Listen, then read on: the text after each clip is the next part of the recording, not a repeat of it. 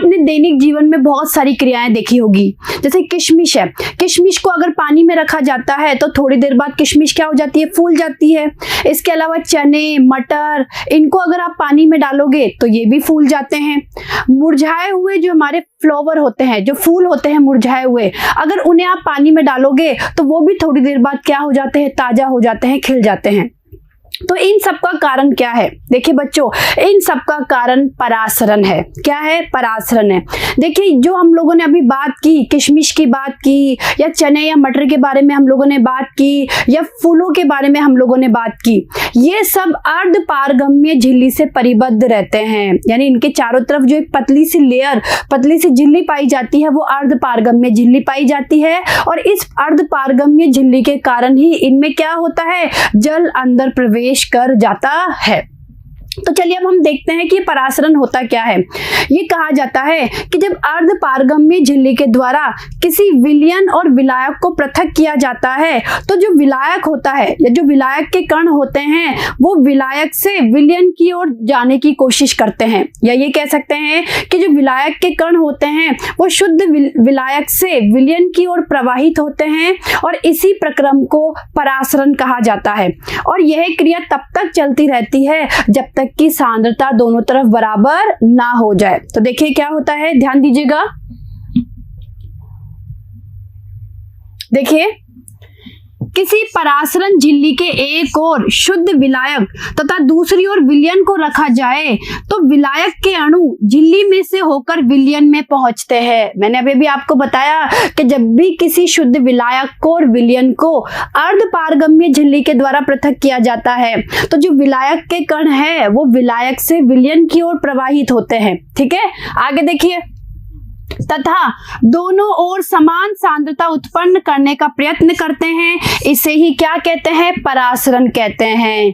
देखिए इसे हम ऐसे भी कह सकते हैं कि यदि अर्धपारगम्य झिल्ली के एक ओर कम सांद्रण वाला तथा दूसरी ओर अधिक सांद्रण वाला विलयन रखा जाए तो विलायक के अणु कम सांद्रण वाले विलयन से अधिक सांद्रण वाले विलयन की ओर गमन करते हैं, और यह प्रक्रिया तब तक चलती रहती है जब तक कि सांद्रता दोनों ओर समान ना हो जाए, और यह प्रक्रम परासरण कहलाता है। और देखिए साम्यावस्था प्राप्त होने तक यह प्रवाह सतत ही बना रहता है। तो देखिए बच्चों, ये आपको परासरण की परिभाषा तो समझ में आई होगी कि परासरण होता क्या है।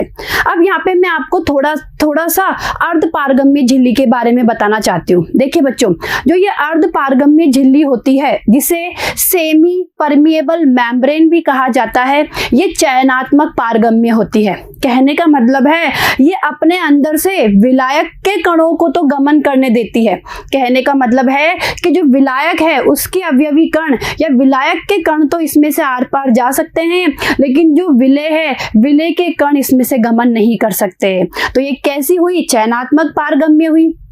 यानी विलायक तो गमन कर सकते हैं और विलेय के कण इसमें से गमन नहीं कर सकते। अब देखिए हम प्राकृतिक तौर पे अगर बात करें तो प्राकृतिक तौर पे जितनी भी जंतुओं की या वनस्पति की झिल्ली होती है या सुअर की ब्लैडर है, पार्चमेंट है, तो ये सब तो एक उदाहरण हो गए हमारे प्राकृतिक झिल्ली के, प्राकृतिक अर्धपारगम्य झिल्ली के।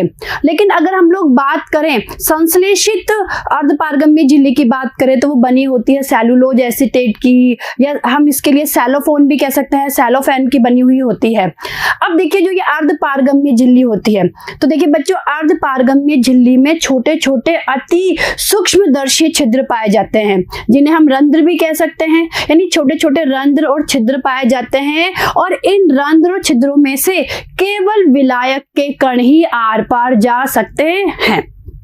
तो परासरण के लिए ये जरूरी है कि जो विलायक और जो विलयन है, या हम कह सकते हैं कि जो हम दो अलग अलग सांद्रता के विलयनों की बात कर रहे हैं वो अर्धपारगम्य झिल्ली के द्वारा क्या हो, पृथक हो। ठीक है, अब देखिए इधर ध्यान से इस डायग्राम को आप ध्यान से देखिए। देखिए ये इससे आपको परासरण की क्रियाविधि और अच्छे से समझ में आएगी। मान लीजिए हमने एक पात्र में बीच में लगा दिया अर्धपारगम्य झिल्ली लगा दी। कोई पात्र है और उसके बिल्कुल बीचों बीच में हमने ये अर्धपारगम्य झिल्ली लगा दी। ये अर्धपारगम्य झिल्ली है, इसके एक तरफ भरा हुआ है विलायक शुद्ध विलायक और एक तरफ हम लोगों ने भर रखा है विलयन। देखिए बच्चों, एक तरफ भरा है विलायक और एक तरफ भरा हुआ है विलयन, तो क्या होगा, परासरण की क्रिया होगी। क्या होगी, परासरण की क्रिया होगी। और परासरण की क्रिया किस तरीके से होगी, जो विलायक के कण हैं, ये जो विलायक के कण हैं, ये यहां से विलयन की ओर गमन करने की क्या करेंगे, कोशिश करेंगे। तो देखिए विलायक के कण कहां पर आ रहे हैं, विलायक के कण विलयन की तरफ आ रहे हैं। देखिए ये एरो से आपको पता लग रहा है, और इसी प्रक्रम को हम क्या बोलते हैं, परासरण। अब ये क्रिया कब तक चलती है, जब तक कि दोनों तरफ की सांद्रता क्या नहीं हो जाए, बराबर। ठीक है, अब देखिए परासरण दाब। देखिए बच्चों, परासरण के बारे में तो आपको समझ में आया होगा कि जब अर्धपारगम्य झिल्ली के द्वारा किसी भी विलयन को या विलायक को पृथक पृथक किया जाता है, तो विलायक के जो कण है वो कहां पर आते हैं, विलयन की तरफ आते हैं। ठीक है, यानी विलयन की ओर गमन करते हैं अर्धपारगम्य झिल्ली में से होते हुए, इसे हम परासरण कहते हैं। लेकिन ये कहा जाता है कि अगर विलयन पर दाब लगाया जाए तो हम इस परासरण को रोक सकते हैं, यानी विलयन पे दाब लगाकर हम विलायक के कणों का विलयन में जो गमन हो रहा है उसे रोक सकते हैं, और इस लगाए गए दाब को ही क्या कहा जाता है, परासरण दाब कहा जाता है। तो देखिए ध्यान दीजिएगा, अर्धपारगम्य झिल्ली में से विलायक का अपनी ओर से विलयन की ओर प्रवाह विलयन पर अतिरिक्त दाब लगाकर रोका जा सकता है। तो देखिए बच्चों, कैसे रोक सकते हैं, विलयन पर दाब लगाकर हम इसे रोक सकते हैं, और यह दाब परासरण दाब कहलाता है। क्या कहलाता है, ये परासरण दाब कहलाता है। परासरण दाब को पाई से डिनोट किया जाता है, पाई से दर्शाया जाता है। देखिए ये जो आपके सामने ये डायग्राम है, आपके सामने जो ये चित्र है, इसे आप और अच्छे से समझ सकते हैं कि कैसे परासरण दाब लगता है और किस तरीके से परासरण को रोका जा सकता है। देखिए बच्चों, मान लीजिए ये जो दो पात्र है ये आपस में सेमी परमिएबल मेम्ब्रेन के द्वारा जुड़े हुए हैं। देखिए बच्चों, SPM, ये जो SPM लिखा हुआ है इसका मतलब है सेमी परमिएबल मेम्ब्रेन, यानी अर्धपारगम्य झिल्ली। तो देखिए बच्चों, ये बीच में क्या लग रही है, ये जो बीच में लग रही है ये अर्धपारगम्य झिल्ली लग रही है। एक तरफ तो हमने ले लिया विलायक को और एक तरफ हमने क्या ले लिया, विलयन को। ठीक है, ले लिया। यहाँ पे अभी हम मान लीजिए शुरुआत में नॉर्मल परिस्थिति में कोई दाब नहीं लगाया जा रहा है, तो क्या होगा, जो विलायक के कण हैं वो इस अर्धपारगम्य झिल्ली में से होते हुए किधर आएंगे, विलयन की तरफ आएंगे। आएंगे नहीं आएंगे, आएंगे, और धीरे धीरे विलयन का लेवल क्या हो जाएगा, बढ़ जाएगा। अरे भाई, विलायक के कण जब विलयन में आ रहे हैं तो धीरे धीरे विलयन का लेवल क्या हो जाएगा, बढ़ जाएगा। अब मान लीजिए इस विलयन पर हम लोग लगा दे दाब, कोई पिस्टन लगा के अगर हम लोग लगा दे, देखिए ऊपर से क्या लगा रहे हैं, दाब लगा रहे हैं। मान लीजिए इस विलयन पे हम लोगों ने लगा दिया दाब, तो क्या होगा, जैसे ही विलयन पे दाब लगाएंगे परासरण की क्रिया अवरुद्ध हो जाएगी। यानी कहने का मतलब है अब इस विलायक के जो कण हैं वो विलयन में नहीं आएंगे, यानी हमने क्या किया, परासरण को रोक दिया। और इसी दाब को ये जो पाई है इसे ही हम क्या बोलते हैं, परासरण दाब कहा जाता है। तो ये चीज आपको समझ में आई होगी कि किस तरीके से विलयन पर परासरण दाब को लगाकर हम परासरण की क्रियाविधि को क्या कर सकते हैं, रोक सकते हैं। ठीक है, आगे देखते हैं, आगे क्या है। किसी विलयन का परासरण दाब वह अतिरिक्त दाब है जो परासरण को रोकने के लिए लगाया जाता है। समझ में आ गया, परासरण दाब एक अणुसंख्यक गुण है जो कि विलेय की अणु संख्या पे निर्भर करता है, ना कि उसकी प्रकृति पर। ये बच्चों आपको पता है कि जितने भी अणुसंख्यक गुणधर्म होते हैं वो विलेय की प्रकृति पर निर्भर नहीं करते हैं, वो विलेय के कणों की संख्या के ऊपर निर्भर करते हैं। ठीक है, आगे देखिए। तनु विलयनों के लिए प्रायोगिक तौर पर यह पाया गया है कि परासरण दाब दिए गए ताप T पर मोलरता C के समानुपाती होता है। ठीक है, तो देखिए इसके लिए क्या फॉर्मूला निकल के आएगा, पाई बराबर CRT। देखिए बच्चों ध्यान से देखिए, हमारे परासरण दाब का जो फॉर्मूला है पाई बराबर CRT।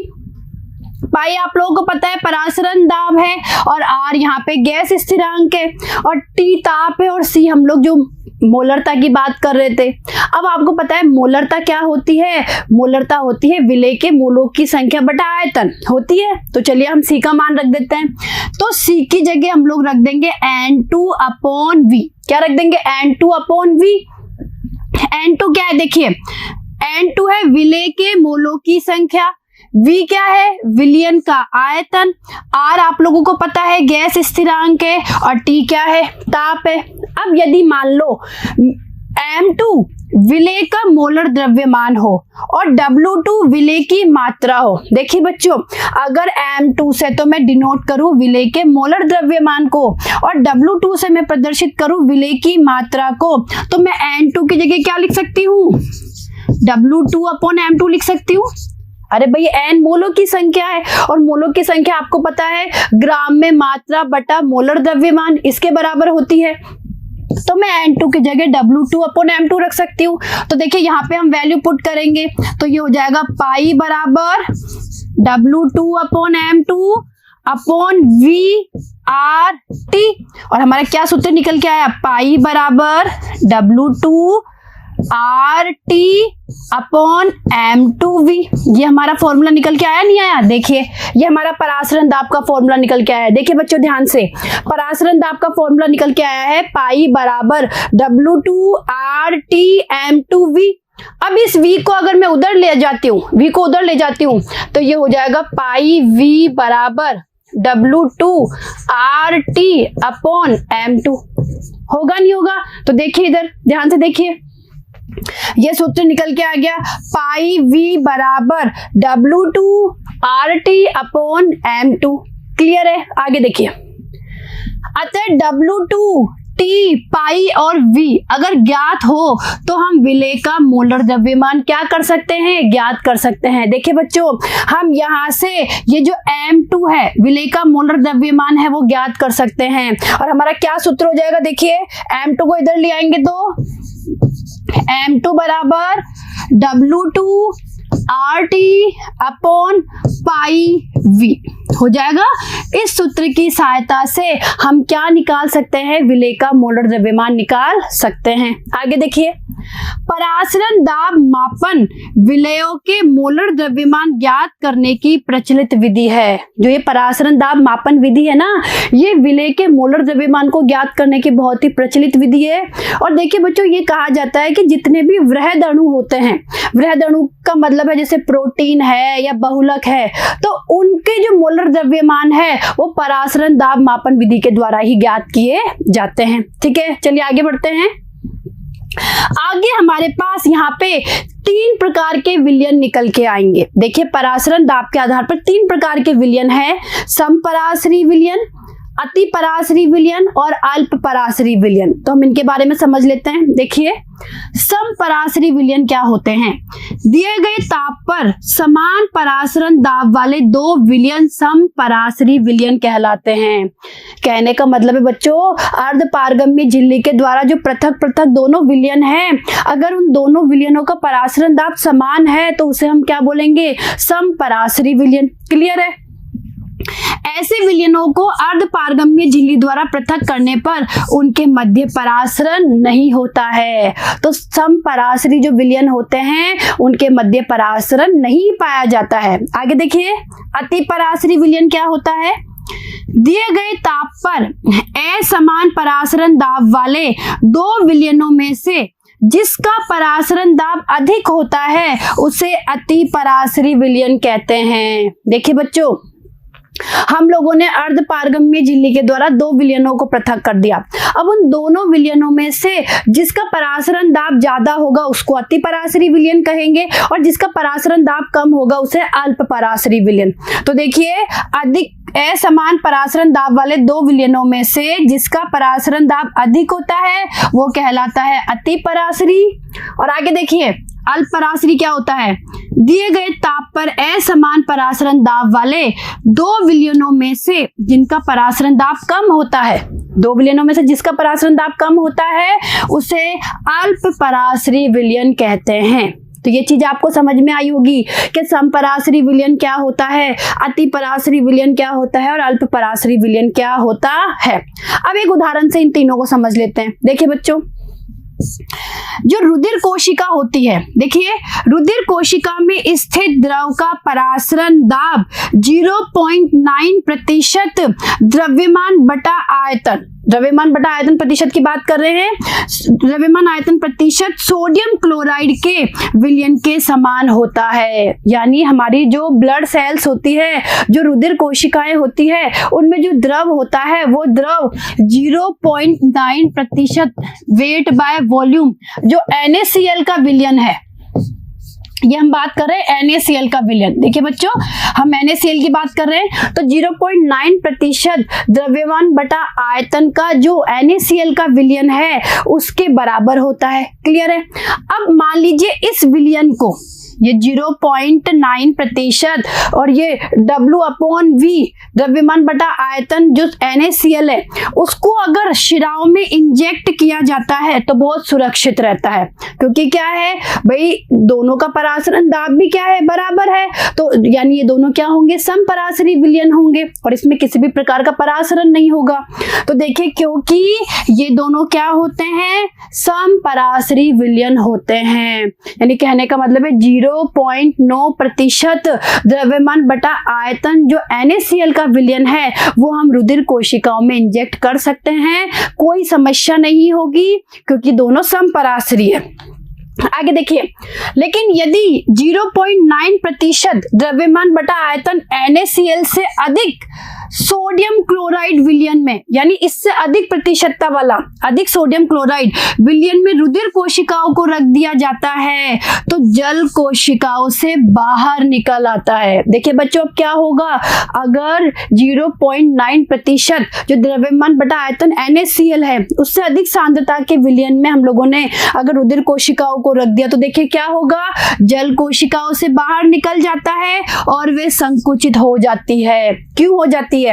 क्योंकि सोडियम क्लोराइड का विलयन यहाँ अति परासरी विलयन है। क्या है यहाँ पे? अति परासरी विलयन। और अति परासरी विलयन के कारण रुधिर कोशिकाओं में से जल बाहर निकल जाएगा, हमारी रुधिर कोशिकाएं संकुचित हो जाएगी। क्लियर है? आगे देखिए, और यदि इस लवण की सांद्रता 0.9% द्रव्यमान बटा आयतन से कम होती है, कहने का मतलब है अगर रुधिर कोशिकाओं को इससे कम सांद्रता वाले विलयन में रख दिया जाएगा तो क्या होगा, तो जल कोशिकाओं के अंदर प्रवाहित होता है, यानी जल कोशिकाओं के क्या चल जाएगा, अंदर चला जाएगा और कोशिकाएं हमारी फूल जाती है। और अब सोडियम क्लोराइड का जो विलयन है वो यहाँ पे क्या है, अल्प परासरी विलयन है।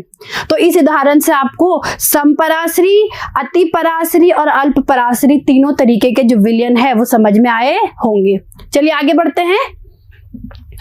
आगे पढ़ने वाले हैं हम प्रतिलोम परासरण एवं जल शोधन के बारे में। देखिए बच्चों, प्रतिलोम परासरण और जल शोधन के बारे में देखिए, आप लोगों को ये तो पता है कि विलयन पर दाब लगाकर, या जिसे हम कह सकते हैं परासरण दाब लगाकर, हम परासरण को रोक सकते हैं। वापस ध्यान दीजिएगा कि परासरण दाब की सहायता से हम परासरण की प्रक्रम को या परासरण के प्रोसेस को क्या कर सकते हैं, हम लोग रोक सकते हैं। लेकिन यदि ये दाब परासरण दाब से भी ज्यादा कर दिया जाए तो क्या होगा, जो परासरण की क्रियाविधि है वो बिल्कुल उल्टी हो जाएगी। वापस देखिए बच्चों, जो हम लोग विलयन पे जो दाब लगा रहे हैं, जो परासरण दाब लगा रहे हैं, अगर ये दाब परासरण दाब से और ज्यादा बढ़ा दिया जाए तो हमारे परासरण का जो प्रोसेस है वो बिल्कुल उल्टा हो जाएगा, अपोजिट हो जाएगा। और अब क्या होगा, जो विलयन है, विलयन में से जो विलायक है वो शुद्ध विलायक की ओर जाएंगे। यानी कहने का मतलब है विलयन में से विलायक के अवयवी कण शुद्ध विलायक की ओर प्रवाह होंगे। तो देखिए ध्यान दीजिएगा, किसी विलयन पर परासरण दाब से अधिक दाब लगाया जाए तो परासरण की दिशा क्या हो जाती है, बदल जाती है। अर्थात अब शुद्ध विलायक अर्ध पारगम्य झिल्ली के माध्यम से विलयन में पारगमन करता है। मैंने आपको बताया ये भाई, कहाँ जाएगा, अब विलयन में पारगमन करता है, विलयन से बाहर निकल जाता है। इसे प्रतिलोम परासरण या रिवर्स ऑस्मोसिस कहते हैं। क्या कहते हैं, रिवर्स ऑस्मोसिस, प्रतिलोम परासरण। देखिए बच्चों, अब विलयन में से विलायक अर्ध पारगम्य झिल्ली में से शुद्ध विलायक की ओर गमन करते हैं और इस प्रक्रिया का उपयोग जल के शुद्धिकरण, समुद्री जल के विलवणीकरण में किया जाता है। आगे देखिए, प्रतिलोम परासरण के लिए आवश्यक दाब बहुत अधिक होता है और इसके लिए सेल्यूलोज एसीटेट की बनी हुई फिल्म का उपयोग किया जाता है। देखिए बच्चों, सेल्यूलोज एसीटेट की बनी हुई फिल्म का उपयोग किया जाता है क्योंकि सेल्यूलोज एसीटेट जल के लिए तो पारगम्य है, परंतु समुद्री जल में उपस्थित अशुद्धियों एवं आयनों के लिए क्या होता है, ये अपारगम्य होता है। और देखिए बच्चों, आजकल जो हमारे घर में आरओ लग रहे हैं जल के शुद्धिकरण के लिए, फ्लोराइड या और भी दूसरे आयंस को हटाने के लिए जो आरओ लग रहे हैं, वो आरओ इसी सिस्टम पे कार्य करते हैं, रिवर्स ऑस्मोसिस के सिस्टम पे। इसी कारण से जो हमारा अशुद्धियों वाला जल है, जो हमारा बहुत से आयनों वाला जो जल है, वो शुद्ध जल में कन्वर्ट हो जाता है, या हम ये कह सकते हैं कि इससे जल का शुद्धिकरण या विलवणीकरण किया जाता है। अब इस प्रतिलोम परासरण को या रिवर्स ऑस्मोसिस को इस डायग्राम से समझने की हम लोग कोशिश करेंगे। देखिए बच्चों, मान लीजिए बीच में ये अर्ध पारगम्य झिल्ली के द्वारा हमने इस एक पात्र को हमने क्या कर दिया है, अलग अलग कर दिया है। यानी बीच में एक पात्र है, बीच में सेमी परमिएबल मेम्ब्रेन लगा दी, अर्ध पारगम्य झिल्ली लगा दी। एक तरफ आपने ले लिया शुद्ध जल और दूसरी तरफ आपने क्या ले लिया, लवणीय जल। एक तरफ ले लिया शुद्ध जल और एक तरफ ले लिया लवणीय जल। जब आप इस पे किसी भी प्रकार का दाब नहीं लगा रहे, परासरण होगा और यहां से जल, शुद्ध जल जाएगा लवणीय जल की तरफ जाएगा, ठीक है। लेकिन जब आप इस पे परासरण दाब लगाओगे तो परासरण बिल्कुल रुक जाएगा। जैसे ही आप परासरण दाब लगाओगे, परासरण रुक जाएगा। और जब आप इस दाब को और अधिक बढ़ा दोगे तो परासरण की दिशा बदल जाएगी। कहने का मतलब है परासरण का प्रक्रम बिल्कुल उल्टा हो जाएगा। और अब क्या होगा, जो ये लवणीय जल है, इसमें से जल के अवयवी कण किधर आएंगे, शुद्ध जल की ओर आने शुरू हो जाएंगे। यानी अर्ध पारगम्य झिल्ली में से जल के अवयवी कण शुद्ध जल की तरफ आ जाएंगे और इस तरीके से हमारे जल का क्या हो जाएगा, शुद्धिकरण हो जाएगा। देखिए यहाँ पे लगाया हुआ है कि जो दाब लगाया है, जो दाब इन्होंने लगाया है, देखिए बच्चों, वो पाई का मतलब है परासरण दाब से ज्यादा लगाया है। समझने की कोशिश करना। अरे भाई, जब परासरण दाब लगाया जाता है, जब तो परासरण रुकता है, लेकिन जब लगाया जाने वाला दाब परासरण दाब से ज्यादा लगाया जाता है, तभी प्रतिलोम परासरण होता है।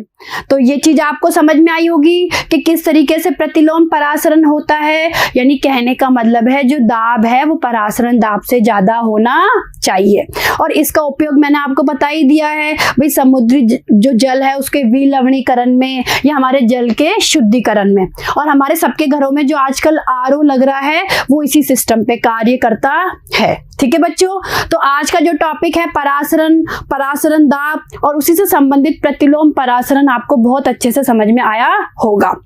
अब जो हमारा अगला वीडियो है उसमें हम अगले टॉपिक के बारे में डिस्कस करेंगे। ठीक है, धन्यवाद।